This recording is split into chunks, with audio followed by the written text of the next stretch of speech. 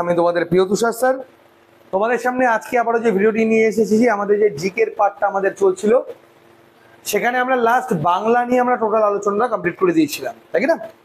তো এবার আমরা যে বিষয়টা নিয়ে আলোচনা করব সেটা হলো পাঞ্জাব নিয়ে, এবং যেখানে আমরা প্রথম পার্টটা থাকবে শিখ শক্তির উত্থান। এবং প্রত্যেক বছর প্রত্যেকটা পরীক্ষায় মানে কম বেশি প্রায় পরীক্ষাতে কিন্তু এখান থেকে আমরা প্রশ্ন দেখতেই পাই। তো আমরা এটাকে আজকে চ্যাপ্টার ওয়াইজ আলোচনা করব, এবং আমরা চেষ্টা করবো আজকে এই চ্যাপ্টারটা আমরা গোটা কমপ্লিট করে দেওয়ার, এবং কালকে থেকে আমাদের এই চ্যাপ্টারের উপরে মক টেস্ট সিরিজ আমরা শুরু করে দেব। তো ডিয়ার স্টুডেন্টস, অবশ্যই তোমাদেরকে বলে রাখি, আমাদের যে ডাব্লিউপি কনস্টেবলের বই বা আমাদের যে কেপি কনস্টেবলের বই, সেটা তোমাদের কিন্তু এটা কিন্তু অলরেডি আমাদের পাবলিশ হয়ে গেছে। এই কেপি কনস্টেবলের বই বলো বা ডাব্লিউপি কনস্টেবলের বই বলো, তার সম্পূর্ণ লিঙ্ক কিন্তু তোমরা পেয়ে যাবে আমাদের ডেসক্রিপশন বক্সে। আমাদের ডেসক্রিপশন বক্সে পরপর সেগুলো সাজানোই রয়েছে। এই যে বিষয়গুলো নিয়ে আমরা আলোচনা করছি তা সম্পূর্ণ আছে। আমাদের এই যে বইগুলো রয়েছে, সেটা কেপি কনস্টেবল বা ডাব্লিউপি কনস্টেবল বলো, এটাকে মক টেস্ট আকারে কিন্তু প্রত্যেকে ধরবে না। এর মধ্যে 30টা মক টেস্ট প্রশ্ন উত্তর তো আছেই, কিন্তু প্রত্যেকটা ব্যাখ্যা সহ মানে অপশনগুলোকে নিখুঁতভাবে আলোচনা করে দেওয়া আছে, যাতে করে গিয়ে আমাদের মানে ওই চ্যাপ্টার বা ওই কোশ্চেন রিলেটেড যা চ্যাপ্টার রয়েছে তা পুরোটা আমাদের এখানে কভার আপ হয়ে যায়। ওকে, তো অবশ্যই স্টুডেন্টস, তোমরা যারা যারা নিতে আইছো অবশ্যই ডেসক্রিপশন বক্সে গিয়ে সেখানে আমাদের সম্পূর্ণ লিঙ্ক দেওয়া রয়েছে। ডাব্লিউবি কনস্টেবল বলো, কেবি কনস্টেবল বলো বা জিএনএমএন বলো, এবং যদি কোনো রকম কোনো অসুবিধা হয় অবশ্যই তোমরা ডেসক্রিপশন বক্সে দেওয়া যে কন্ট্যাক্ট নাম্বার, সেই কন্ট্যাক্ট নাম্বারে তোমরা আমাদের সাথে যোগাযোগ করতে পারো। তো ডিয়ার স্টুডেন্টস, আমি এখন শুরু করবো আমাদের ক্লাসটি নিয়ে। প্রথমে আমাদের কি বলেছে দেখো, পরপর আমরা খালি ডেসক্রিপটিভ ওয়েতে আমরা একটু আলোচনা করবো এবার। যে শিখ শক্তির উত্থান, আমাদের যে শিখ শক্তির উত্থানটা হয়েছিল সেটা আমাদের হয়েছিল গুরু নানকের হাত ধরে, ঠিক আছে? তাহলে যদি বলে শিখ শক্তির প্রথম শিখ গুরুকে, আমাদের প্রথম শিখ গুরু ছিল আমাদের গুরু নানক। অবশ্যই স্টুডেন্টস মনে রাখবে, আমাদের যে ক্লাসগুলো চলছে এটা কিন্তু আমাদের স্মার্ট গ্যালাক্সি কোচিং সেন্টারের সম্পূর্ণ স্টাডি মেটেরিয়ালস দিয়ে ক্লাসগুলো করানো হচ্ছে, এবং এই যে ফ্রি ক্লাসগুলো হচ্ছে এটা কিন্তু তোমাদের কাছে খালি একটা রিকোয়েস্ট, অবশ্যই ক্লাসগুলো কিন্তু শেয়ার করো। জম্পি কে রচনা করেছিল, ভেরি ভেরি ইম্পর্টেন্ট টার্ম, জম্পি কে রচনা করেছিল, সেটা করেছিল আমাদের হচ্ছে গুরু নানক। গুরু নানক আমাদের জম্পি রচনা করেছিল, ওটা থেকেও মানে very very important topic. Nanak Panth কে শুরু করেছিল, নানক পন্থ কে শুরু করেছিল বা কে প্রবর্তন করেছিল? তো নানক পন্থ প্রবর্তন করেছিল আমাদের হচ্ছে গুরু নানক। এই সময় থেকেই পাঞ্জাবে শিখদের উদ্ভব শুরু হয়। এই গুরু নানক কার সময় ছিল ভেরি ইম্পর্টেন্ট, তিনি ছিলেন বাবর, হুমায়ুন এবং ইব্রাহিম লোদির সময়। লোদি আর বাবর তো একই সময়েরই লোক। এই লোদি বংশের শেষ সম্রাট ও মুঘল যুগের শুরু, এবং তার যে পুত্র হুমায়ুন ছিল কিন্তু তারই হচ্ছে সময়। পরবর্তী পার্টে আমাদের কি রয়েছে এক নজরে দেখে নেওয়া যাক। গুরু অঙ্গদ, তিনি অঙ্গদ, এই গুরু অঙ্গদ প্রথম শিখ গুরু, যিনি লঙ্গরখানা। লঙ্গরখানা মানে কি? যেখানে বিনামূল্যে যাদের প্রয়োজন, আর্থিক অবস্থা খারাপ, তাই বিনামূল্যে খাওয়ানো হয়। তো গুরু অঙ্গদ সেটা প্রচলন করেছিলেন। তিনি গুরুমুখী বর্ণমালারও সূচনা করেছিলেন, এবং নানকের স্রোতেরও কিন্তু সংকলন তিনি করেছিলেন। নানকের স্রোতের সংকলন করেছিলেন, এটা অত পরীক্ষায় আসে না। ভেরি ইম্পর্টেন্ট দুটো টপিক। লঙ্গরখানার ব্যবস্থা কে শুরু করেছিল এবং গুরুমুখী বর্ণমালার সূচনা কে করেছিল, এই দুটো তোমাদের পরীক্ষার জন্য ভীষণই গুরুত্বপূর্ণ, ঠিক আছে? নেক্সট হচ্ছে গুরু রামদাস। গুরু রামদাসকে তিনি গুরুপদকে বংশানুক্রমিক করেন, এবং আমরা কি পরপর আমরা কি রাজরাজাদের বংশানুক্রমিক ভাবে হয়, জমিদারদের হতো। তো গুরু রামদাস কি করেছিল, যে শিখরা যে পরপর বংশানুক্রমিক ভাবে এগোবে, তো তিনি গুরু যিনি বংশানুক্রমিক করেন, এবং আকবরের থেকে প্রাপ্ত জমিতে very very very important, very important পরীক্ষা প্রশ্ন, মুঘল সম্রাট আকবর কাকে স্বর্ণ মন্দির নির্মাণের জন্য জমি প্রদান করেছিল? তো স্বর্ণ মন্দির প্রদানের জন্য অমৃতসরে চতুর্থ শিখ গুরু, এটি ছিলেন ফোর্থ শিখ গুরু, চতুর্থ শিখ গুরু গুরু রামদাসকে তিনি স্বর্ণ মন্দির প্রদান করেছিলেন। এবং এটা কিন্তু তোমাদের স্টুডেন্টস পরীক্ষার জন্য ভীষণই গুরুত্বপূর্ণ। এই কোশ্চেনটা কিন্তু পরীক্ষার হলে কিন্তু আমরা বারবার কিন্তু দেখতে পাই। তোমাদের একটা কথা স্টুডেন্টস অবশ্যই বলে রাখি, আমাদের আজকে যে আমি কোশ্চেনগুলো প্রোভাইড করছি বা যে টপিকগুলো প্রোভাইড করছি তা কিন্তু রিপ্রেজেন্ট করছে সম্পূর্ণ স্মার্ট গ্যালাক্সি কোচিং সেন্টার, বালুঘাটের হেড অফিস, এবার তো গঙ্গারামপুর, তপর, বুনিয়াদপুর, কালিয়াগঞ্জ এবং মালদায় আমাদের শাখা রয়েছে। এসএসসি জিডি বলো, এনএমজিএনএম বলো, ডাব্লিউবি বলো, কেবি বলো, ফুড এসআই বলো, পিএসসি ক্লার্কশিপ, রেলওয়েজ, আরপি, সমস্ত ধরনের প্রিপারেশন কিন্তু আমাদের রানিং ব্যাচ চলছে সমস্ত ব্রাঞ্চে। এই নাম্বারে যোগাযোগের মধ্যে দিয়ে আমাদের কোচিংয়ে তোমরা কিন্তু ইমিডিয়েটলি যোগাযোগ করতে পারো। পুরুষ এবং মনে রাখবে বালুঘাটে শুধুমাত্র কিন্তু আবাসিক রয়েছে, অন্য কোনো ব্রাঞ্চে না।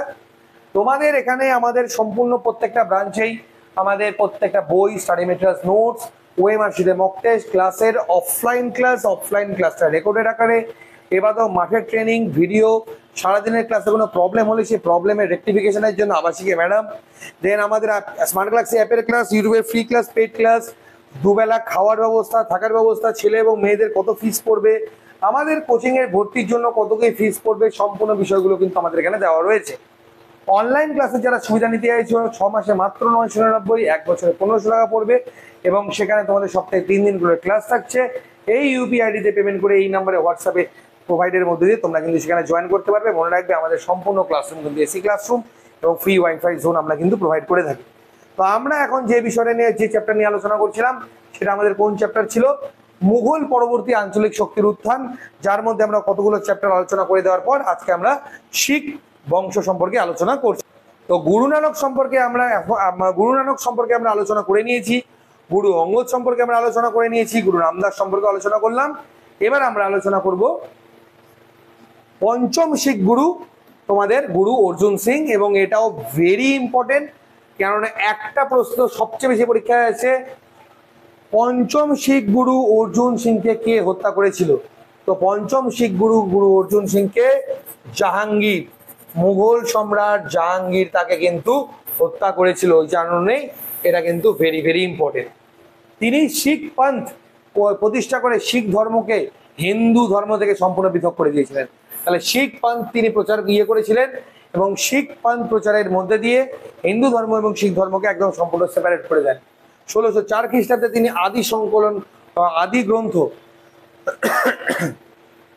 আদি গ্রন্থ নামক গ্রন্থের সংকলন করেছিলেন, এবং তিনি সেটা করেছিলেন 1604 সালে। তিনি অমৃতসরের হ্রদে হরমন্দির সাহেব তিনি নির্মাণ করেছিলেন। হরমন্দির সাহেব অমৃতসরে নির্মাণ করেন। অমৃতসর এবং সন্তোষসার পুকুরের খনন কার্য তার সময় শেষ হয়, এটা অত পরীক্ষায় আসে না। Very important.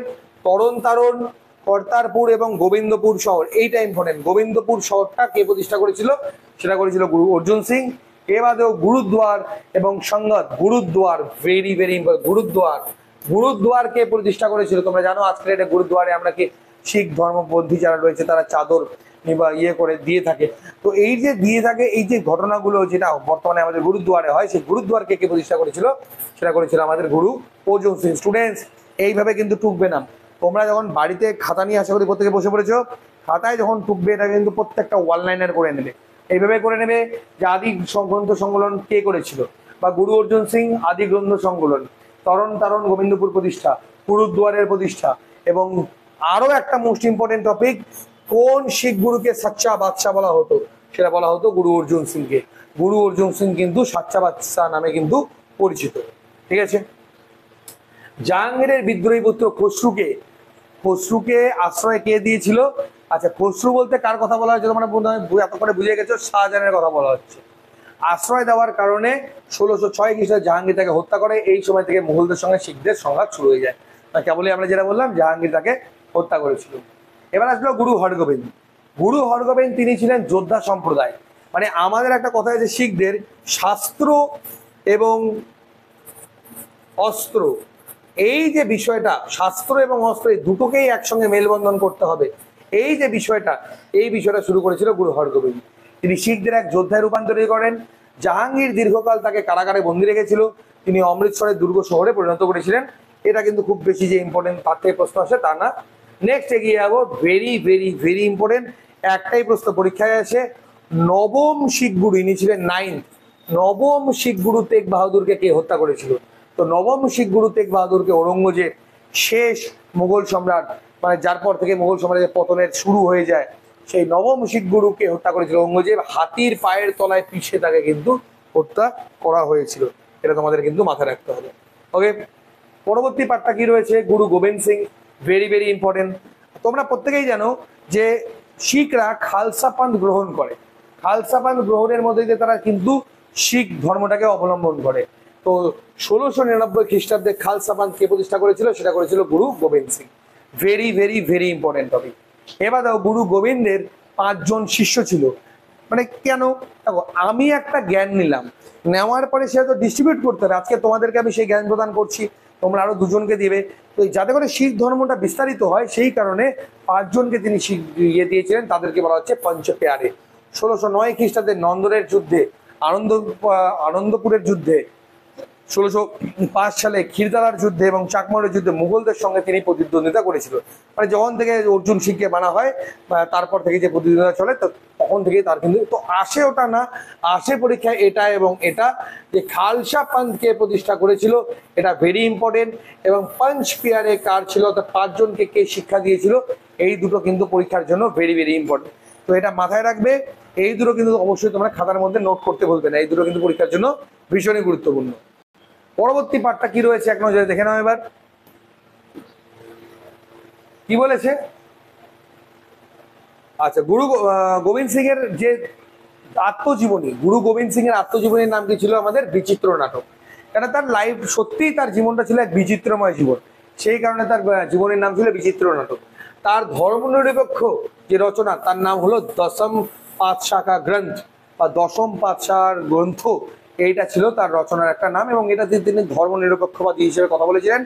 ভেরি ইম্পর্টেন্ট, যেটা পরীক্ষায় আসে, যে 5টি ক কে ধারণের কথা বলেছিল। 5টি ক কে ধারণ, কেশ চুল কাটা যাবে না, কৃপান তলোয়ারি, কচ্ছ মানে যেটা পরিধান করি আমরা, কাঙ্গা হাতে পড়ায় কাড়া, এই 5টা পরিধান করার কথা কে বলেছিল? মানে এইটা একজন শিখ যারা খালসা পান্থ প্রবর্তন করবে, গ্রহণ করবে, তাদের এগুলো ধারণ করাটা আবশ্যিক।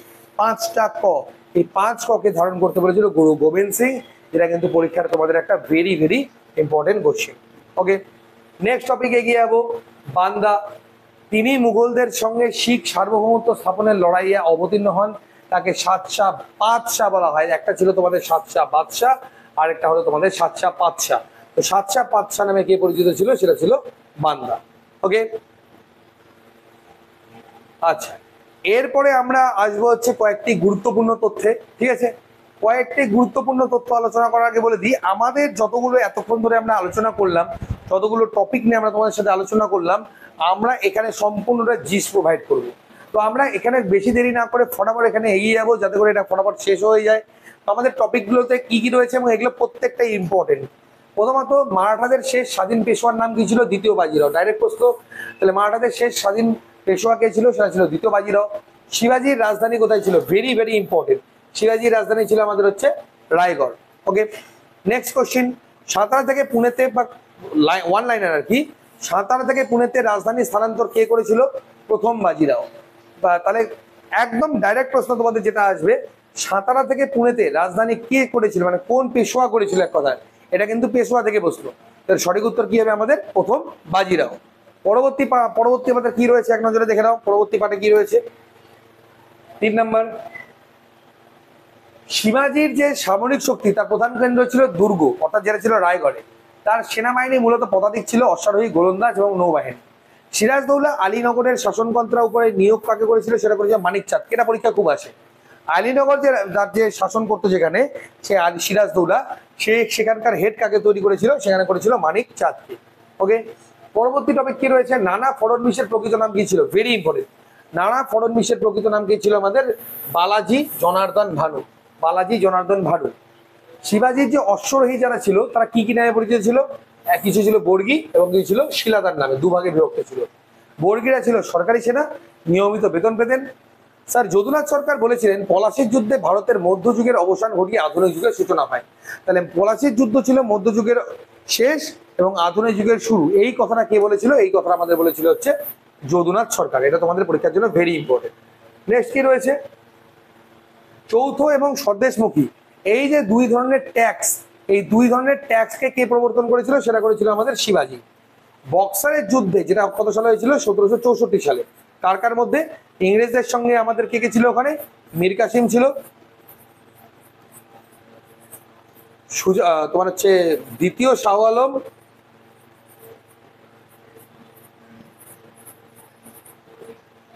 ঠিক আছে, এবং সুজাউদ্দৌলা।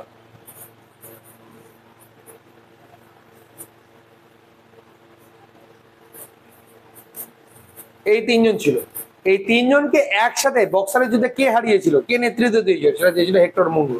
এক কথায় যখন তোমাদের বক্সারের যুদ্ধ হয়েছিল তখন ইংরেজদের মানে কে ছিল, ইংরেজদের লিড কে করতো, সেটা করেছিল হেক্টর মঙ্গল। একসাথে মীর কাসিম, দ্বিতীয় শাহ আলম এবং সুজাউদ্দৌলাকে একসাথে তারা কিন্তু হারিয়েছিল। ঠিক আছে, সেনা কার্তে উপাধি কে পেয়েছিলেন? সেনা কার্তে আমাদের উপাধি পেয়েছিলেন আমাদের Balaji Biswanath. Very very important, Balaji Biswanath উপাধি পেয়েছিলেন। 1739 সালে নাদির শাহ ভারত আক্রমণ করে। Very very important, Nadir Shah Bharat আক্রমণ কবে করেছিল? নাদির শাহ ভারত আক্রমণ করেছিল 1739 সালে।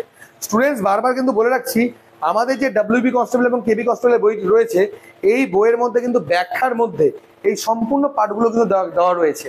তো তোমরা যখন এটা আমরা পড়ছো, মনে করো না যে বইয়ের মধ্যে এগুলো নেই, এগুলো বইয়ের মধ্যে কিন্তু দেওয়াই রয়েছে। তো ভালো করে বইগুলো নিয়ে কিন্তু কন্টিনিউ করবে, তবে কিন্তু এই জায়গাগুলো পারবে। আমি আবারও বলে দিচ্ছি, যারা হয়তো এখন জয়েন করছো, আমাদের বইগুলো কিন্তু লিঙ্ক ডেসক্রিপশন বক্সে এবং কোনো কারণে যে ফেসবুকে আপলোড হয় আমাদের ভিডিওসগুলো, তোমরা উপরে বা কমেন্টের মধ্যে কিন্তু ইজিলি অ্যাভেলেবেল পেয়ে যাবে। ঠিক আছে, এবং নাদির শাহ যখন ভারত আক্রমণ করে তখন শাহাদাত খান বন্দী হয় এবং আত্মহত্যা করেছিল। ভেরি ভেরি এখানে ইম্পর্টেন্ট কোশ্চেন, অধীনতামূলক মিত্রতা নীতির প্রবর্তক কে? এই অধীনতামূলক মিত্রতা নীতি মানে তুমি আমার অধীনেই থাকবা কিন্তু তুমি আমার বন্ধু, রাজত্ব তুমি করছো কিন্তু আমার ছায়ার তলে। এই অধীনতামূলক মিত্রতা নীতি প্রবর্তন করেছিল লর্ড ওয়েলেসলি। এবং লর্ড ওয়েলেসলির প্রথম অধীনতামূলক মিত্রতা নীতি মানতে বাধ্য কে হয়েছিল? তো বাধ্য হয়েছিল 1798 খ্রিস্টাব্দে প্রথম দেশীয় রাজা হিসাবে হায়দ্রাবাদের নিজাম আলী। হায়দ্রাবাদের নিজাম আলী প্রথম যে হচ্ছে আমাদের কি বলে অধীনতামূলক মিত্রতা নীতি মানতে বাধ্য হয়েছিল। ঠিক আছে, পেশোয়া দ্বিতীয় বাজিরাও ইংরেজদের সঙ্গে অধীনতামূলক মিত্রতা নীতি যখন করে, তখন তারা যখন হেরে যায় তখন তারা কিন্তু চুক্তি করতে বাধ্য হয়। সেই চুক্তির নাম কি ছিল? আমাদের বেসিনের চুক্তি। এই চুক্তি কত সালে স্বাক্ষরিত হয়েছিল? ভেরি ভেরি ইম্পর্টেন্ট, 1802 সালে। এবং বারবার বলি, আমাদের স্মার্ট গ্যালাক্সি কোচিং সেন্টারে যখন আমরা এই ক্লাসেসগুলো করিয়ে থাকি, সে আমাদের বালুঘাট হেড অফিস হোক বা গঙ্গারামপুর, বুনিয়াদপুর, মালদা, কালিয়াগঞ্জ, যেখানে করিয়ে থাকি, আমাদের আবাসিকের বা অনাবাসিক যেখানে আমরা প্রিপারেশন দিই, এই টপিকগুলোর উপরে এত সুন্দর করে ডিসক্রাইব করে দেওয়া হয় যেটা ভুলবে না। আমি চেষ্টা করছি সেই জিনিসটা তোমরা যাতে এখানেও পেয়ে যাও, সেটাই আমি চেষ্টা করছি। তো কন্টিনিউ কিন্তু স্টুডেন্টস ক্লাসগুলো করো, ঠিক আছে? এবং অবশ্যই তোমরা যারা এখনো বুঝতে পারছো না, যারা কন্ট্যাক্ট করবে আমাদের সাথে, এই নাম্বারে জাস্ট কন্ট্যাক্ট করবে। এই নাম্বারে কন্ট্যাক্টের মধ্যে কিন্তু সম্পূর্ণ ইনফরমেশন তোমরা কিন্তু পেয়ে যাবে। Very very important topic, Ranjit Singh এর রাজধানী কোথায় ছিল? Very very important, Ranjit Singh এর রাজধানী কিন্তু ছিল বর্তমানে যেটা আমাদের লাহোর, সেখানে। নানা কাকে মারাঠা জাতির চাণক্য বলা হয়? মোস্ট দাও, সব ইম্পর্টেন্ট কোশ্চেন গুলো এক জায়গাতে। মারাঠা জাতির চাণক্য কাকে বলা হয়? মারাঠা জাতির চাণক্য বলা হয় আমাদের নানা ফড়নবিশকে। ঠিক আছে, পরবর্তী পার্টটা আমাদের কি রয়েছে দেখে নাও কোশ্চেন গুলো, মানে ওয়ান লাইনার গুলো। ফরাসি পর্যটক ভিক্টর জ্যাকিমো রঞ্জিত সিংকে নেপোলিয়ানের ক্ষুদ্র সংস্করণ বলেছিল। তাহলে কাকে নেপোলিয়ানের ক্ষুদ্র সংস্করণ বলা হয়ে থাকে? সেটা হলো রঞ্জিত সিংকে। এবং মাথায় রাখার বিষয় কি জানো? রঞ্জিত সিংকে কি নামে পরিচিত ছিল? সেটা হলো শের ই পাঞ্জাব, শের ই পাঞ্জাব। এবং রঞ্জিত সিং একটা কথা বলেছিল, সব লাল হয়ে যায়গা। তার মানে এই না যে রক্ত দিয়ে সব লাল হয়ে যাবে, রঞ্জিত সিং এর পতাকার রং লাল ছিল, দ্যাট ইজ ইট। তো নেপোলিয়ানের ক্ষুদ্র সংস্করণ কাকে বলা হয়? সেটা বলা হয় ভিক্টর জ্যাকিমোকে। এবং রঞ্জিত সিং শের ই পাঞ্জাব নামে পরিচিত। এবং এই রিলেটেড যদি আরেকটা ইনফরমেশন দিই, পাঞ্জাব কেশরী কে পরিচিত ছিল? সেটা ছিল লালা লাজপত রায়। লালা লাজপত রায় হচ্ছে পাঞ্জাব কেশরী এবং রঞ্জিত সিং ছিল আমাদের শের ই পাঞ্জাব। মারাঠা সাম্রাজ্যের দ্বিতীয় প্রতিষ্ঠাতা কাকে বলা হয়? সেটা হলো প্রথম বাজিরাওকে। তাকে মারাঠা জাতির আবার নেপোলিয়ান বলা হয়। ভেরি ভেরি ইম্পর্টেন্ট, মারাঠা জাতির নেপোলিয়ান কাকে বলা হয়? মারাঠা জাতির নেপোলিয়ান বলা হয় আমাদের প্রথম বাজিরাওকে। মোস্ট ইম্পর্টেন্ট কোশ্চিন, টিপু সুলতানের রাজধানী কোথায় ছিল? শ্রীরঙ্গপত্তম। এই শ্রীরঙ্গপত্তমের যুদ্ধ, যেখান থেকে শ্রীরঙ্গপত্তমের সন্ধি হয়েছিল কত সালে? 1792 সালে। লর্ড ওয়েলেসলির কাছে যখন টিপু সুলতান হেরে যায়, তখন কিন্তু শ্রীরঙ্গপত্তমের সন্ধি করতে বাধ্য হয়। এবং সেটা হয়েছিল, এই ভেরি ইম্পর্টেন্ট, শ্রীরঙ্গপত্তমের সন্ধি কত সালে হয়েছিল? সেটা হয়েছিল আমাদের 1792 সালে। এবং এটাও কিন্তু পরীক্ষার জন্য স্টুডেন্টস ভেরি ইম্পর্টেন্ট। তো দ্যাট ইজ ইট, এই এতটাই। তো আমাদের আজকে কি করলাম, আমরা কিন্তু মুঘল সাম্রাজ্যের পরবর্তী যা ইম্পর্টেন্ট তোমাদের প্রশ্ন বা যা ইম্পর্টেন্ট তথ্য সব কিন্তু আমরা কমপ্লিট করে দিলাম। জাস্ট তোমরা এটাকে নোট ডাউন করে নেবে খাতায়, যাতে করে কালকে যখন প্রশ্নগুলো নিয়ে শুরু করবো, প্রশ্নগুলোর উত্তর যাতে তোমরা স্টুডেন্টস ঠিকঠাক ভাবে দিতে পারো। তো ঠিকঠাক ভাবে প্রশ্নগুলো রেডি করো, যাতে করে তোমাদের কালকের ক্লাসগুলো আরো সুন্দর হয়। তো আজকেরটা এতটাই, অবশ্যই ভালো লাগছে তোমাদের, এইটুকু আমরা তো বুঝতেই পারছি। তোমরা খালি ফটাফট শেয়ার করে দেবে। আমাদের সাথে যোগাযোগ করার নাম্বার হচ্ছে এটা, এখানে তোমরা যোগাযোগ করে বই বলো, তোমরা কোচিং এর অ্যাডমিশনে বলো, যা যাবতীয় সম্পূর্ণ ইনফরমেশন এখান থেকে কিন্তু তোমরা পেয়ে যাবে। ঠিক আছে ডিয়ার স্টুডেন্টস, আজকের ক্লাসটা এতটাই। কেমন লাগলো জানিও, যা প্রয়োজন ডেসক্রিপশন বক্সে দেওয়াই রয়েছে। আজকের মতো তোমার সাথে এতটাই, কালকে পুনরায় তোমার সাথে আবার দেখা হচ্ছে। ধন্যবাদ।